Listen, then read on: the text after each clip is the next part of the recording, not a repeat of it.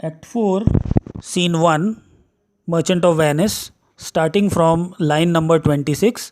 Hello and welcome to my digital classes. This is your English teacher Adarsh Willy, and today we are going to start from the speech of Shylock, which is found in Act 4, Scene 1, and from line number 26, where the Duke is speaking to Shylock.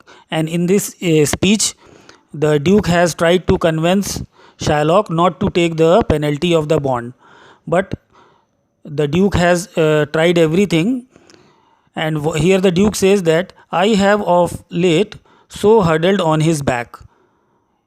And now to pass a royal merchant down and pluck commensuration of his state from the brassy bosom and rough heart of flint, which means that the Duke is trying to explain Shylock is this, that Antonio has gone through a very low phase in his life, and moved by the human consideration, you will let go the part of the money due to you and think more of his heavy loss, which may altogether crush a princely merchant, of which will appear to my heart, however hard, and may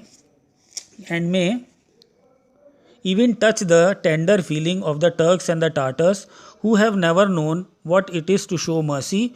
And so we hope, Shylock, you will give us a favorable reply. So in this speech made by the Duke over here, the Duke has asked for the forgiveness of the penalty of the bond, and in reply to this, the Shylock is saying that I have already informed your honor of my intentions.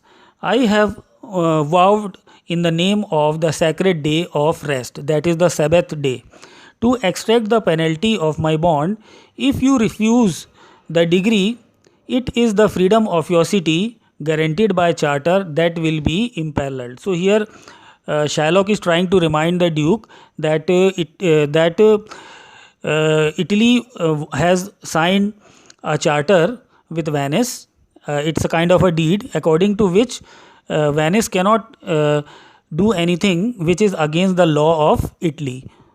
So here he is challenging the same thing. You will perhaps like to know why I prefer a pound of rotten flesh rather than 3,000 ducats. I refuse to answer such a question. Suppose it is my sweet pleasure to insist on a pound of flesh and not on money. Here Shylock is saying that it is totally depending on his will what he want to do. If he want to take the penalty, nobody can stop him from doing so, because it is his sweet will. Does the answer satisfy you?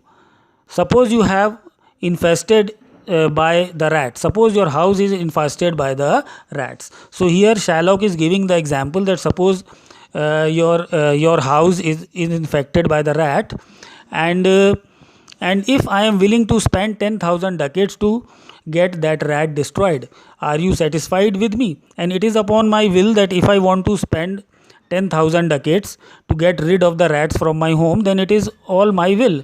There are certain person who do not like pigs, and some who are mad with anger when they see a cat.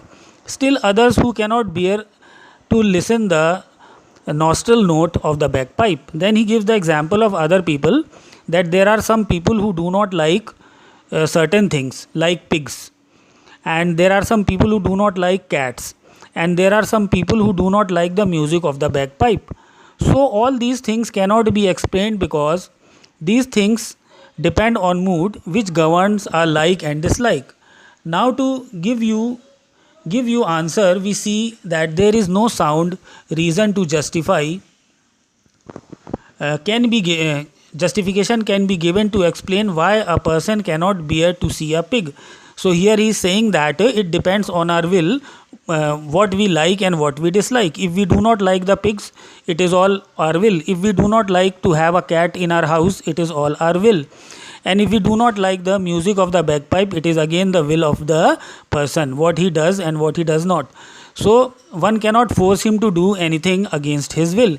In the same manner, he then says that I cannot give you an explanation what other than this, that I have a certain long-standing hatred for Antonio. So here Shylock is saying that the way people do not like certain things, in the same way I also do not like Antonio. I have certain hatred for Antonio.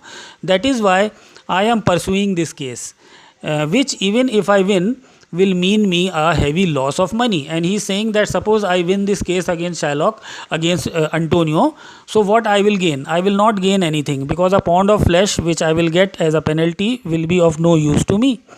And this way you see that, and it will be a loss of money for me. That is no answer. Here Bassanio is saying that this is no answer for what you are trying to explain. You are a heartless man. It does not certainly justify your cruelty. And he says that you cannot justify your cruelty simply by saying that you do not like Antonio. Shylock says that I do not think it is necessary that my reason should satisfy anybody. He says that I am not here to satisfy anyone. Bassanio then says that may I ask whether one should seek to death everything one dislike. So here Bassanio is saying that do you think that a person should kill that thing which he does not like? In this reply, Shylock says that a man does not hate a person whom he does not kill. Shylock is saying that if a person does not want to kill someone, that means he does not hate that person. Bassanio then says here that a feeling of resentment need not be hate for the very first beginning. He says that if anything is wrong, you cannot hate that person from the first time. Shylock then says that may I ask, will you allow a serpent to bite you twice? Shylock is saying that will you allow a serpent, a snake, to bite you twice? Now here Antonio comes into action and he says that let me implore you. He is speaking to Bassanio and he is saying that let me tell you, you may as well take your stand on the shore and bid the sea sink down with its usual depth. You may as well argue with the wolf why he robbed the Eve of the lamb. May as well demand the tall mountain trees to stand still and not murmur when the high wind blow. So here three examples are given by Antonio and he says that there is no point of arguing with the Jew.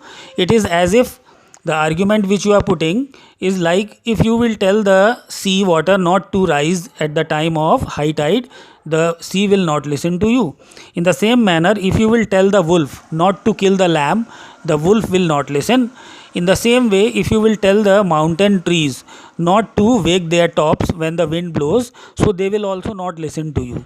You may as well attempt any impossible thing as you may soften the Jewish heart, then what I cannot think of anything more hard. And he says that it is very difficult to explain these reasons to the Jew, so there is no point in arguing with the Jew.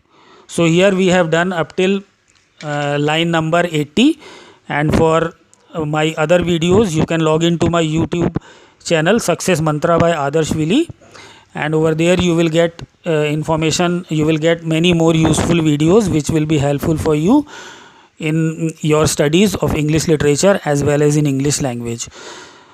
Thank you for watching this video, and wait for the next video. Very soon I will be continuing with the other video. Thank you.